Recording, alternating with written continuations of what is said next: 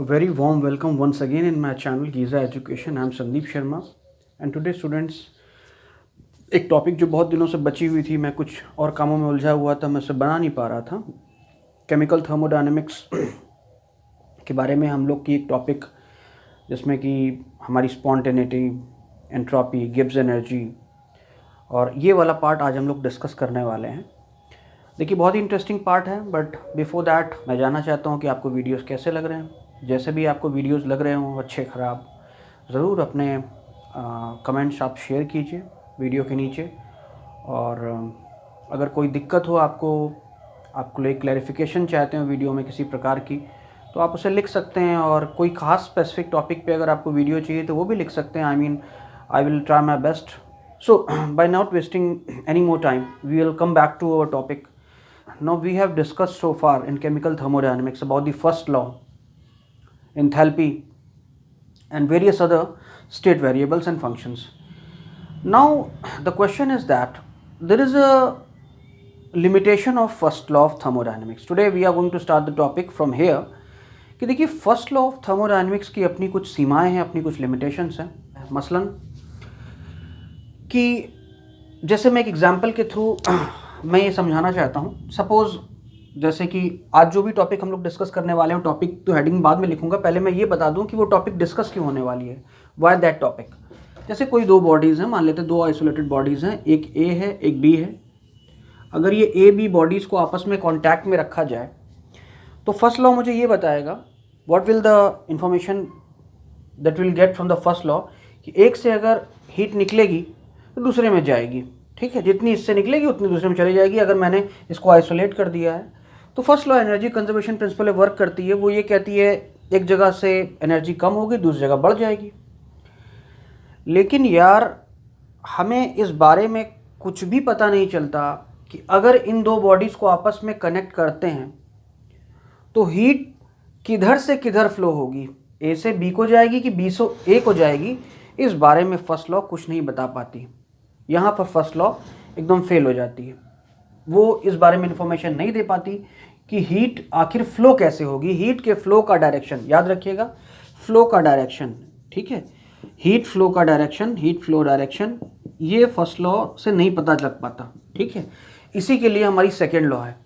हालांकि हम लोग फिजिक्स नहीं डील करने वाले, फिजिक्स में भी आपका थर्मोडायनेमिक्स चैप्टर है, वहाँ पे जब फिजिक्स की बातें होंगी तो कुछ और एक्सपेक्ट उसके डिस्कवर होंगे। लेकिन अभी यहाँ पे हम लोग केवल केमिकल एक्सपेक्ट डिस्कवर कर रहे हैं। किसी रिएक्शन में होना, किसी रिएक्शन का आगे बढ़ना किस बातों पर निर्भर करता है, और वो सारी बातें हम लोग डिस्कस करने वाले हैं। ठीक है, तो हीट फ्लो का डायरेक्शन फर्स्ट लॉ नहीं बता पाती है। ठीक है, फर्स्ट लॉ ये चीज़ नहीं बता पाती है कि हीट का डायरेक्शन कैसे होगा। ठीक है, अब देखिए क्यों हमने कहा हीट का डायरेक्शन, क्योंकि यार हीट के फ्लो होने का एक डायरेक्शन है। ज़रा मैं बता दूं, हीट हमेशा एक निश्चित तरीके से ही फ्लो होती है। हीट हमेशा हॉट बॉडी से कोल्ड बॉडी में फ्लो होती है। हमेशा हम लोग देखे हैं, आप कोई भी चीज़ रख दीजिए, मसलन एक बहुत सिंपल सा एग्जांपल लेते हैं। सपोज़ गर्मी का मौसम है, बाहर का टेम्परेचर मान लेते हैं 40 डिग्री टेम्परेचर है, कमरे का भी टेम्परेचर उतना ही हो चुका है लगभग। अगर आप एक पानी रख दें तो आप पानी ग्लास में रखें तो आप देखेंगे इन सम टाइम कि वो पानी गर्म हो जाएगा। पानी गर्म क्यों होगा? क्योंकि पानी का टेम्परेचर कम था और बाहर का टेम्परेचर ज़्यादा था, तो बाहर के टेम्परेचर से हीट फ्लो होकर पानी में चली आई, जिसकी वजह से पानी का टेम्परेचर बढ़ गया। ठीक है, अब इमेजिन करो कि इसी को अगर मैं दूसरा काम करता, मान लेते हैं उसी पानी को मैं और गर्म ले लेता। मान लेते हैं पानी का टेम्परेचर, अब की बार मैंने पानी को बॉईल कर दिया, पानी 100 डिग्री पे आ गया, और फिर मैंने उसे रख दिया उसी कमरे में जिसका टेम्परेचर 40 डिग्री सेंटीग्रेड था। Now you will see that कि अब की बार क्या होगा, पानी का टेम्परेचर कम हो गया है, 100 डिग्री से कम हो गया है। तो ये क्या हो रहा है यार, जब पानी ठंडा था तो बाहर के टेम्परेचर से हीट फ्लो होकर पानी में चली आई, तो डायरेक्शन क्या हुआ, हॉट बॉडी क्या थी, रूम, और कोल्ड बॉडी क्या था, पानी। जब पानी हॉट हो गया रूम के मुकाबले तो पानी हॉट बॉडी हो गया और रूम कोल्ड बॉडी हो गया, तो उस केस में पानी से हीट निकल के बॉडी में चली गई होगी। ठीक है, ये बात समझ में आई आपको? तो ये बात निश्चित है कि हीट के फ्लो का एक डायरेक्शन होता है, हमेशा हीट एक खास डायरेक्शन में फ्लो होती है। बहुत से ऐसे नेचुरल फिनोमेना है जो हम देखते हैं और हमेशा एक ही तरीके से होते हैं, वो उल्टे नहीं होते। ठीक है, आप बहुत से एग्जांपल देख सकते हैं। मसलन अगर आप देखें, आप कोई आइस रख दीजिए और रूम पे रख दीजिए, आप देखिए थोड़ी देर में, मगर नॉर्मल रूम टेम्परेचर है, मान लिया 25-30 डिग्री पे रूम टेम्परेचर है, आइस रख दीजिए, आप देखिएगा आइस गल जाएगी।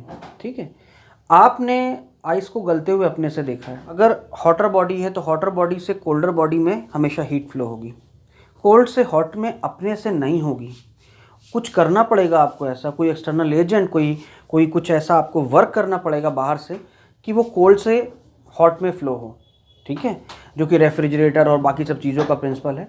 तो नेचुरली चीज़ों का होना एक ख़ास ढंग से ही होता है। नेचुरली हमेशा हीट हाई से लो ही फ्लो करती है। लो से हाई फ्लो करवाने के लिए आपको कुछ जतन करना पड़ेगा, आपको कुछ वर्क करना पड़ेगा, अपने से वो नहीं हो सकता।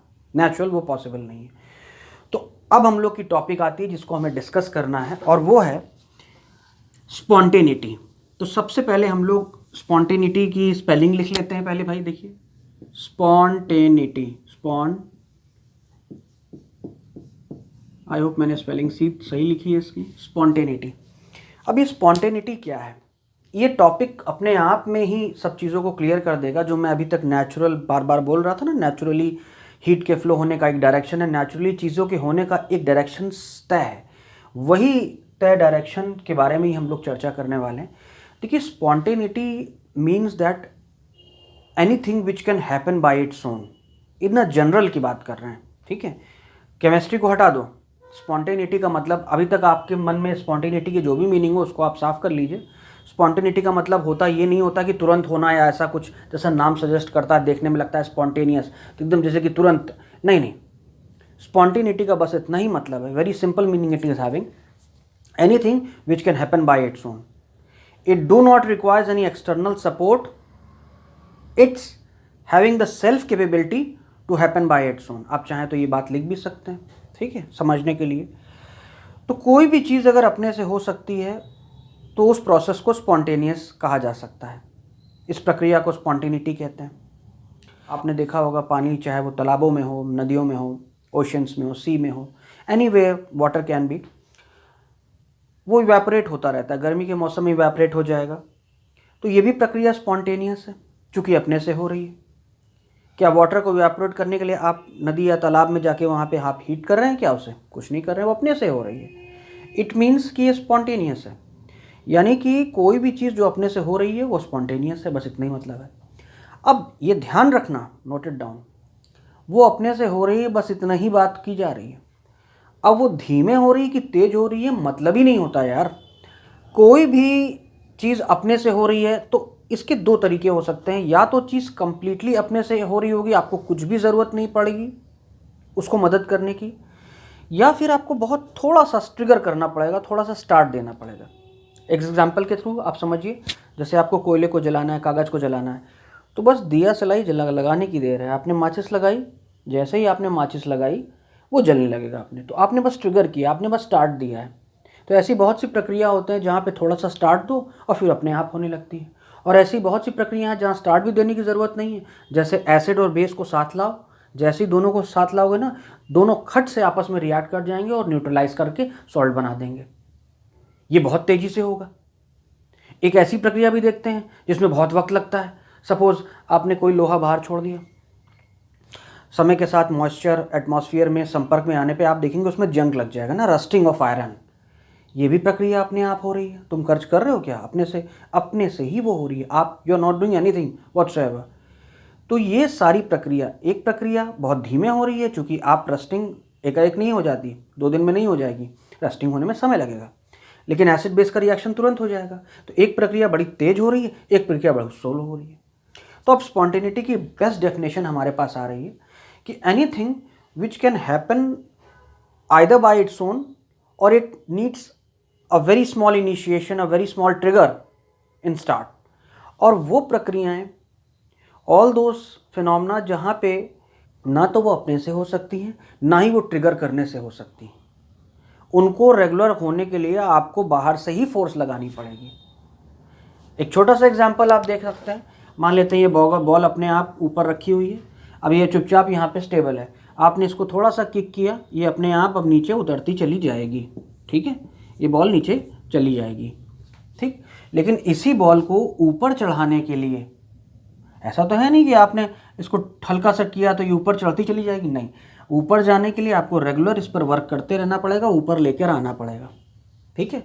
पानी ले लो, मान लेते हैं ये एक किसी हाइट पर एक वाटर टैंक रखा है, वाटर टैंक में आपने टैप लगा दिया, यहाँ पाइप लगा दिया है, इसमें पानी भरा हुआ है, आप यहाँ पर टैप खोलेंगे, पानी अपने आप नीचे आने लगेगा, पाइप के थ्रू आने लगेगा ना। लेकिन तो ये प्रक्रिया स्पॉन्टेनियस हो गई, ये भी प्रक्रिया स्पॉन्टेनियस हो गई। यहाँ पर ट्रिगर की ज़रूरत थी, यहाँ पे ट्रिगर किया, अपने आप होने लगी। यहाँ पे पानी खोला आपने, यहाँ ट्रिगर भी नहीं किया, अपने आप नीचे आने लगा। ये दोनों प्रक्रिया स्पॉन्टेनियस हैं। जब इसी बॉल को ऊपर चढ़ाने की बारी आई तो इसको आपको लेकर आना पड़ा। पानी को ऊपर चढ़ाने की बारी आई तो पानी ऊपर चढ़ाने के लिए हम लोग वाटर पंप का यूज़ करते हैं, है ना। स्पॉन्टेनिटी वही प्रक्रिया कहते हैं जो अपने से हो सकती हो, ठीक है। वाटर का वेपरेट होना, ऐसे बहुत से रिएक्शंस हैं जो अपने से हो जाते हैं, जिनको आपको कोई भी ज़रूरत नहीं पड़ा। अब हम लोग केमिकल एस्पेक्ट पे आते हैं। ऐसे बहुत से रिएक्शन हैं जो अपने से हो जाते हैं, कोई भी ज़रूरत नहीं होती उन्हें सपोर्ट करने की। और ऐसे बहुत से रिएक्शन हैं जिन्हें बस थोड़ी स्टार्टिंग में सपोर्ट की ज़रूरत होती है। जितने भी प्रकार के कंबशन होते हैं फ्यूल्स के, वो सब स्पॉन्टेनियस है, लेकिन स्टार्टिंग में उन्हें इग्नाइट करना पड़ता है। इग्नाइट आपने कर लिया, फिर अपने आप होते रहेंगे, फिर ज़रूरत नहीं है आपकी। और ऐसे बहुत से हैं जहाँ पे तो आपकी स्टार्टिंग में ट्रिगर भी ज़रूरत नहीं, वो अपने आप ही होंगे। तो ऐसे बहुत से रिएक्शन जो खुद से होते हो, ठीक है। जैसे मैंने कहा ना, जैसे आप वाटर आइस यानी कि सॉलिड को अगर आप वाटर लिक्विड में चेंज करना चाहें तो ये प्रक्रिया कोई ट्रिगर नहीं चाहती, अपने आप ही होगी, ठीक है।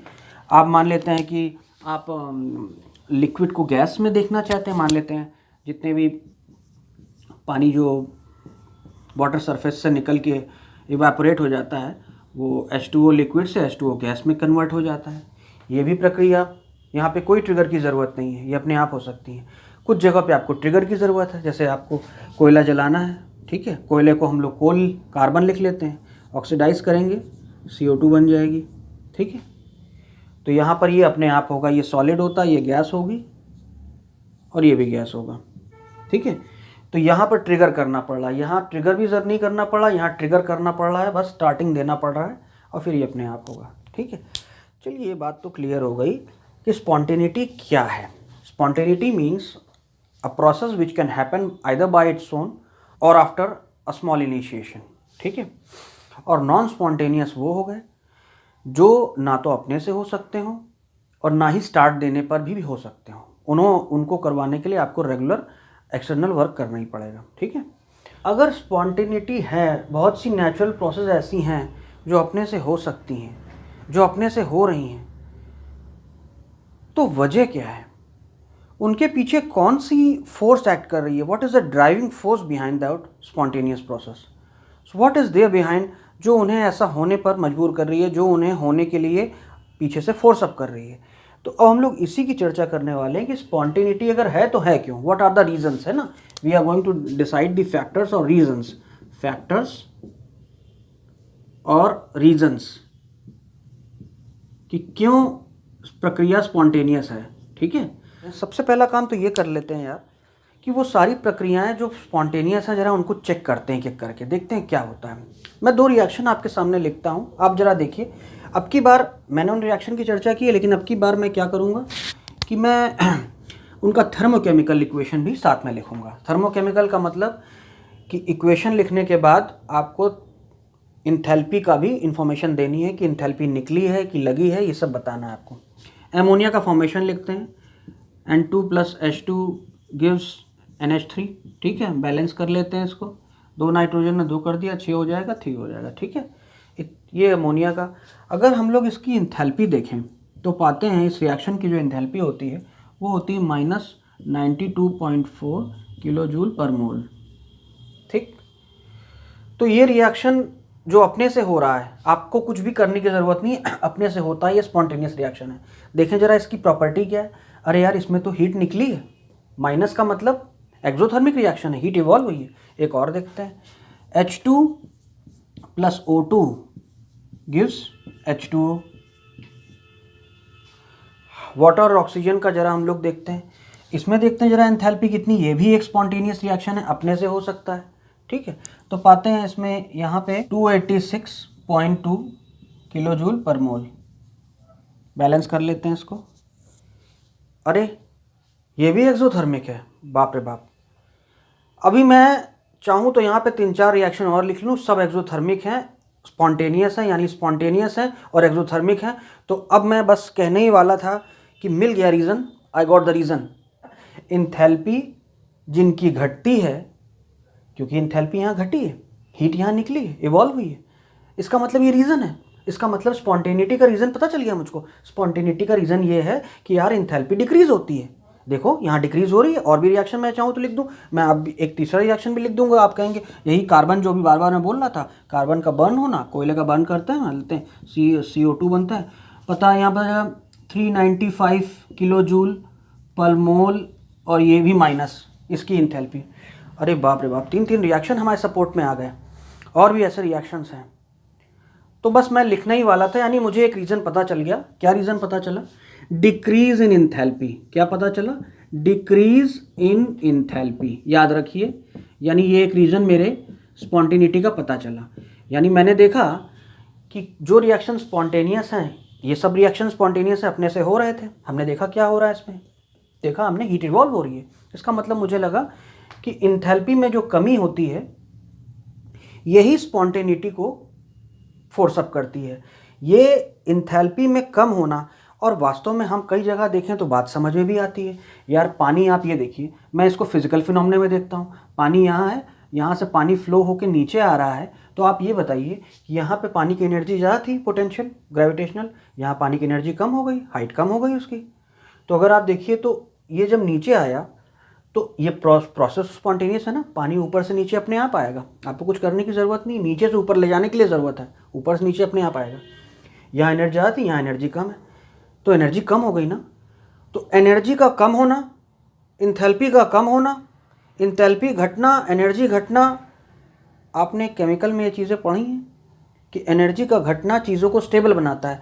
आप खुद सोचिए, आप में ज़्यादा एनर्जी है तो आप रिएक्टिव हैं, आप में कम एनर्जी है तो आप स्टेबल हैं। यानी चीज़ें हमेशा अपनी एनर्जी कम करना चाहती हैं। हमेशा नेचुरल टेंडेंसी लोगों की ये होती है कि वो अपनी एनर्जी कम करें, है ना। ये रिएक्शन इसी डायरेक्शन में प्रोसीड कर रहे हैं हमेशा, कोई ज़रूरत नहीं है किसी एक्सटर्नल सपोर्ट की। इस डायरेक्शन में इनकी इंथैल्पी घट रही है, डिक्रीज इन इंथैल्पी। तो ये एक फैक्टर हमें समझ में आया। हम बोलने ही जा रहे थे कि यही एक फैक्टर है, लेकिन फिर मेरे पास एक दूसरा रिएक्शन आ गया यार। और एक ऐसी प्रक्रिया लिख रहे हैं जो बहुत आपने कॉमन देखी है, वही आइस के गलने वाली। मान लेते हैं वाटर, जो आइस होता है सॉलिड, जब गलता है, H2O लिक्विड बनता है जब। अब जरा हमने देखा यहाँ इंथैल्पी कितनी लग रही है, +6 किलो जूल पर मोल। और ले लो, जो वाटर इवेपोरेट हो रहा है, गैस बन जा रहा है, स्टीम बन जा रहा है, उसमें देखिए कितनी लग रही है, +44 किलो जूल पर मोल। अरे यार, यहाँ तो इंथैल्पी बढ़ गई, यहाँ नेगेटिव थी। हम बोलने जा रहे थे decrease enthalpy can be one of the reason. या it is one of the reason, just yes, that is a fact, it is just one of the reason. यहाँ पे हमारे एक्सेप्शंस आ गए। यहाँ पे ये रिएक्शंस की इंथैल्पी घटी नहीं है, बढ़ी है, लेकिन फिर भी ये अपने से होते हैं। आइस अपने से गलती है, वाटर इवेपोरेट पॉन्ड से, लेक से, सब अपने आप होता है, आप कुछ नहीं करते उसमें। लेकिन ये सब रिएक्शन एंडोथर्मिक है, हीट लेकर कर रहे हैं। ये हीट इवॉल्व नहीं हो रही, हीट इसमें लग रही है। तो भाई ये जो एकमात्र रीज़न बन रहा था ना, वो ख़त्म हो गया। यानी अब मुझे कुछ और सोचना पड़ेगा। यानी हाँ, ये तो था, बहुत से रिएक्शन में ये मुझे मिल रहा था कि इंथैल्पी बढ़ घटती थी, जो रिएक्शन स्पॉन्टेनियस थे। बट अब मेरे पास कुछ ऐसे भी रिएक्शंस आ गए हैं जो स्पॉन्टेनियस तो हैं, लेकिन उनकी इंथैल्पी घट नहीं रही है, वो तो बढ़ रही है। एक्सेप्शंस आ गए हैं हमारे पास। तो अब हम लोग कुछ और फैक्टर्स पे जाने वाले हैं। और तो और हमारे पास ऐसे बहुत से रिएक्शन हैं जहाँ पे एंथैल्पी ना तो बढ़ रही है ना घट रही है, फिर भी रिएक्शन अपने आप हो रहा है। अरे एस्टरीफिकेशन, एस्टरीफिकेशन मतलब अल्कोहल और एसिड का आप रिएक्शन कराइए, एस्ट्रीफाई होता है, एस्टर्स बनते हैं। अभी ऑर्गेनिक केमिस्ट्री आपने नहीं पढ़ी है, वो मैं भी नहीं लिखूंगा। तो ये बात समझ लीजिए कि वहाँ तो ना एंथैल्पी घटती है ना बढ़ती है। अगर डिक्रीज इन एंथैल्पी एकमात्र रीज़न है, तो यानी रिएक्शन हमेशा होता चला जाएगा, उससे एनर्जी निकलते चली जानी चाहिए, यही होना चाहिए ना अगर ऐसा है। लेकिन ऐसा होता नहीं है। कोई भी रिएक्शन थोड़ी देर के बाद, बहुत से ऐसे रिएक्शन हैं जो रिवर्सिबल होते हैं, थोड़ी देर बाद अपने आप वो धीमे हो जाते हैं और धीमे जाके अल्टीमेटली नेट प्रोडक्ट आना बंद हो जाता है।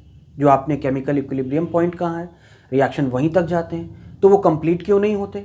अगर डिक्रीज इन एंथैल्पी एकमात्र रीजन है तो उनको अपनी एनर्जी लगातार डिक्रीज करते रहना चाहिए और लगातार प्रोडक्ट बनाते चले जाना चाहिए, लेकिन ऐसा नहीं होता है। थोड़ी देर बाद जाके वो रुक जाते हैं। तो यानी डिक्रीज इन एंथैल्पी एकमात्र रीजन नहीं हो सकता। तो फैक्टर समझ में आया आपको? So now we are going to discuss another factor. अब जो टॉपिक हम बताने जा रहे हैं उस टॉपिक को हम लोग पहले लिख लेते हैं, और वो है एंट्रोपी। अगेन ये एक स्टेट फंक्शन है। स्टेट फंक्शन इसलिए कह दिया मैंने चूँकि ये फाइनल स्टेट और इनिशियल स्टेट पे डिपेंड करता है। ये स्टेट कैसे रीच हुई इस पे डिपेंड नहीं करता, पार्ट डिपेंडेंट नहीं है। कैसे तुमने एंट्रोपी बढ़ाई घटाई इस बात पे। अब ये एंट्रोपी है क्या, पहले इसकी चर्चा हम लोग कर लेते हैं। देखो, इसको समझने के लिए तुम्हें दिमाग को पहले शांत करना पड़ेगा और ध्यान से मेरी बातें सुनो। Look very carefully what I am trying to say. देखिए, ऐसा है, इस दुनिया में चीज़ें हमेशा अव्यवस्थित होना चाहती हैं। व्यवस्था से अव्यवस्था बहुत आसान है। व्यवस्थात्मक रूप में चीज़ों को करना, ऑर्डरनेस क्रिएट करना, ऑर्गेनाइज्ड करना ज़्यादा मुश्किल है। डिसऑर्गेनाइज करना ज़्यादा आसान है। और हमेशा नेचुरली चीज़ें डिसऑर्डरनेस की तरफ बढ़ना चाहती हैं। ये उनके अंदर एक नेचुरल टेंडेंसी होती है।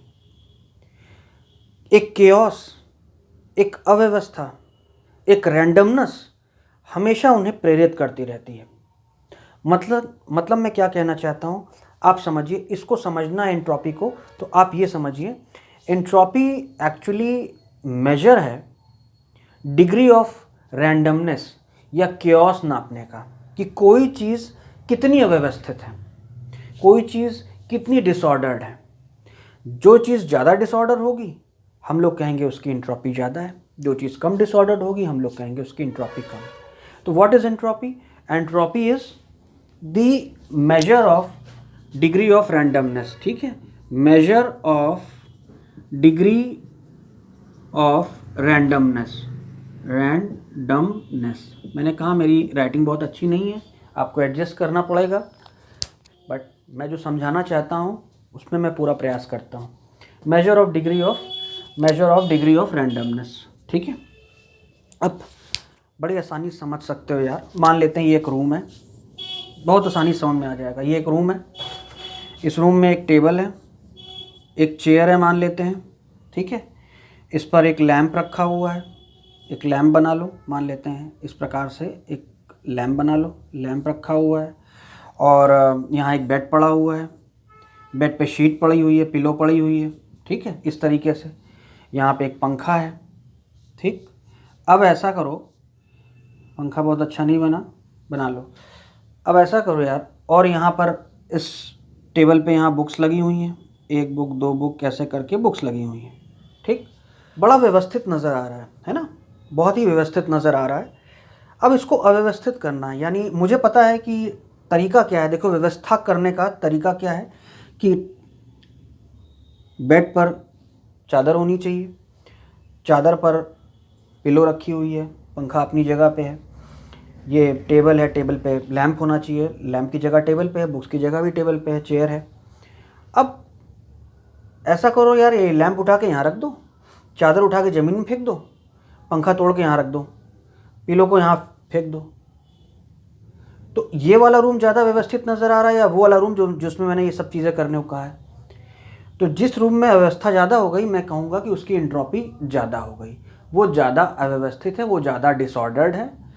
तो अब सवाल ये है कि डिसऑर्डर्ड क्यों है?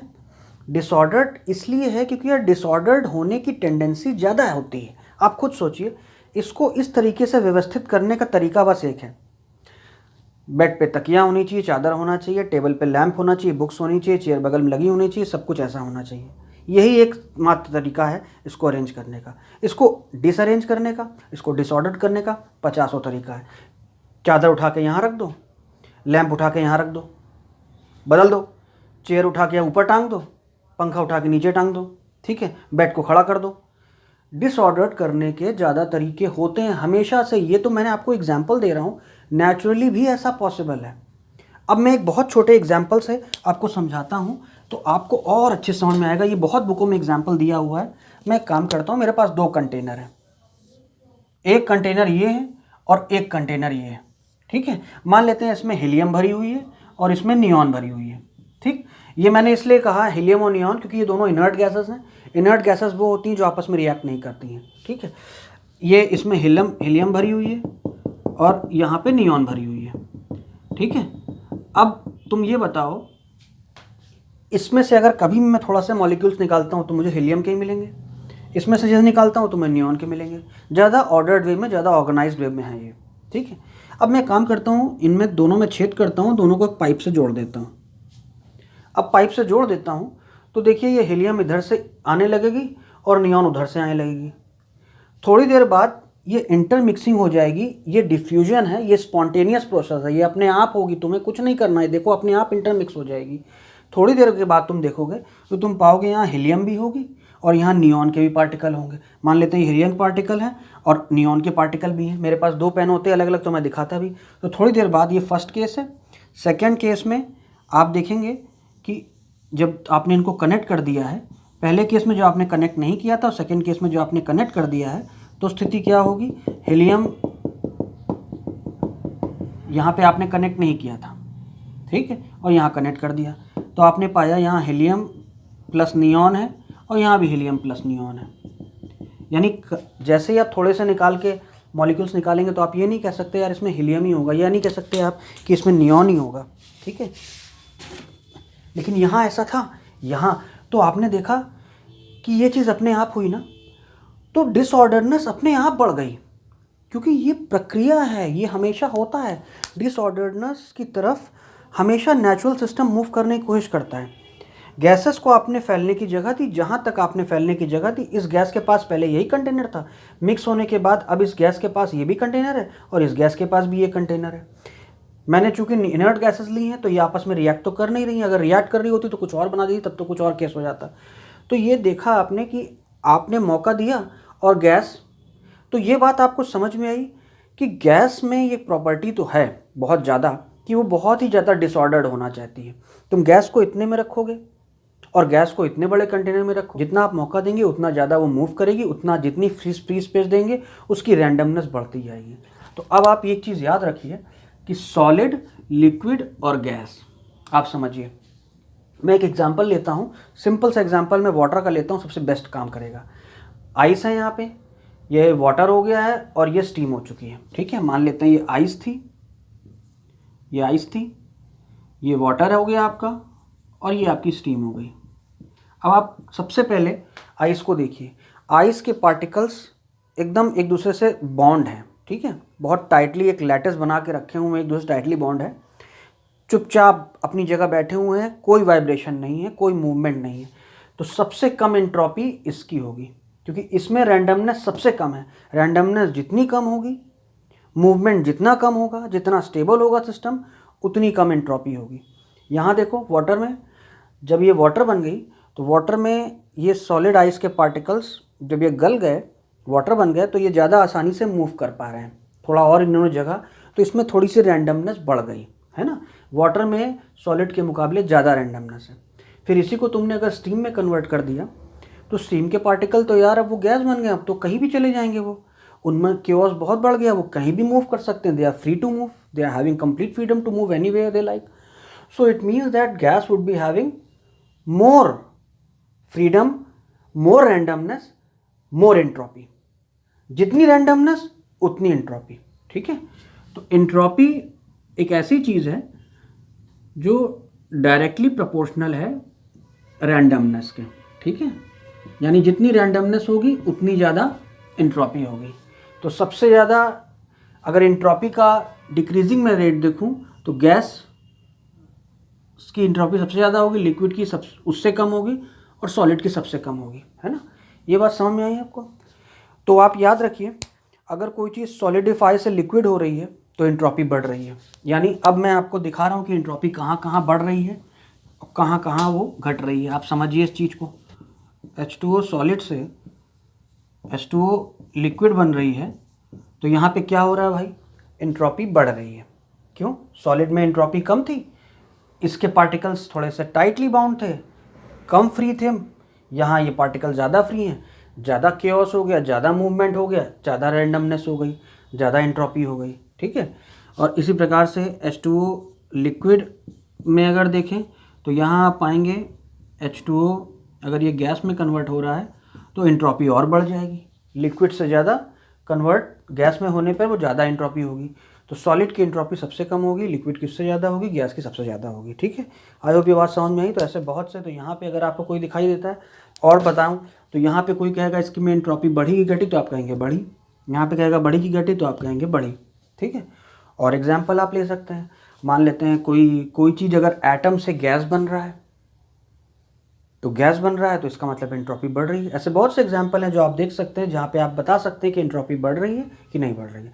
अब देखिए एंट्रोपी को हम लोग एस से डिनोट करते हैं, लेकिन एंट्रोपी यार हम लोग मेजर नहीं कर सकते, हम लोग केवल चेंज इन एंट्रोपी मेजर कर सकते हैं।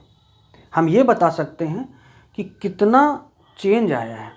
तो याद रखिएगा एंट्रोपी हमारे मेजर करने की कैपेबिलिटी से बाहर है, हम लोग चेंज इन एंट्रोपी केवल देख सकते हैं, ठीक है, चेंज इन एंट्रोपी, ठीक।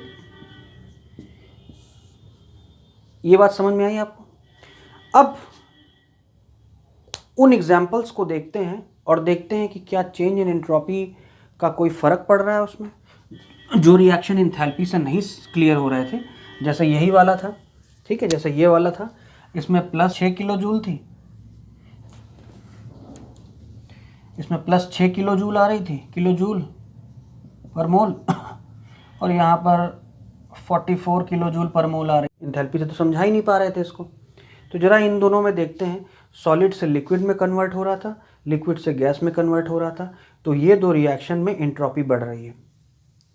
तो यानी ये मुझे आइडिया लगा कि एंट्रोपी का बढ़ना भी स्पॉन्टेनिटी को प्रमोट करता है। यानी कि अगर चीज़ें स्पॉन्टेनियस हैं तो हो सकता है कि उनकी एंट्रोपी बढ़ रही हो सकता, क्यों कहा, क्योंकि कहीं पर एंथैल्पी का घटना आपको चीज़ों को बताएगा, कहीं कहीं पर एंट्रोपी का बढ़ना। अब देखो यहाँ भी एंट्रोपी बढ़ रही है, यहाँ पे आप पहले केस में आप देख सकते हैं कि डेल्टा एस यहाँ पे पॉजिटिव होगा, और इस केस में भी देख सकते हैं आप डेल्टा एस यहाँ पे पॉजिटिव होगा। क्योंकि आप समझ सकते हैं जब आप, अगर डेल्टा एस है क्या, डेल्टा एस है S final minus S initial. अब आप खुद समझ सकते हैं इस केस में भी जो एस फाइनल है वो इसका है लिक्विड का, और एस इनिशियल जो है वो इसका है। अब इसकी जो एंट्रोपी होगी वो तो ज़्यादा होगी ना, इसकी जो होगी कम होगी। तो S final minus S initial, या डेल्टा एस यहाँ पे पॉजिटिव आएगा कि नहीं आएगा, ठीक है। इसी प्रकार से इसकी एस फाइनल और इसकी एस इनिशियल, तो इसकी एंट्रोपी ज़्यादा होगी, इसकी कम होगी, तो यहाँ भी एस फाइनल माइनस इनिशियल करोगे तो यहाँ भी पॉजिटिव आ जाएगा। तो ये बात समझ में आई आपको।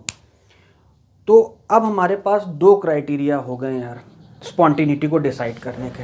अब स्पॉन्टेनिटी को फिर से लिखते हैं, स्पॉन्टेनिटी, ठीक है। We have got 2 criterias. पहला तो आ गया कि डिक्रीज इन एंथैल्पी। बहुत से ऐसे या बहुत अधिक रिएक्शन ऐसे होते हैं जहाँ पे एंथैल्पी घटती है, ठीक है, और वो स्पॉन्टेनियस होते हैं। तो स्पॉन्टेनियस थे तो देखा गया तो बहुत समय एंथैल्पी घट रही थी।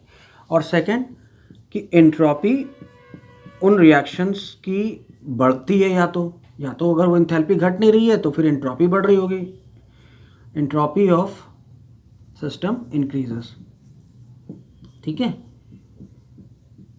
तो कहीं पर स्पॉन्टेनिटी को ये एक्सप्लेन कर रहा होगा, कहीं पर स्पॉन्टेनिटी को ये एक्सप्लेन कर रहा होगा, कहीं एंट्रोपी का बढ़ना स्पॉन्टेनियस बना रहा होगा, कहीं एंथैल्पी का घटना स्पॉन्टेनियस बना रहा होगा, और कहीं अगर दोनों ही इन्वॉल्व हैं, वहाँ एंथैल्पी भी डिक्रीज हो रही है, एंट्रोपी बढ़ भी रही है। ऐसी जगह पर हम लोग को दोनों का मैग्नीट्यूड देखकर चीज़ों को समझना पड़ेगा, ठीक है।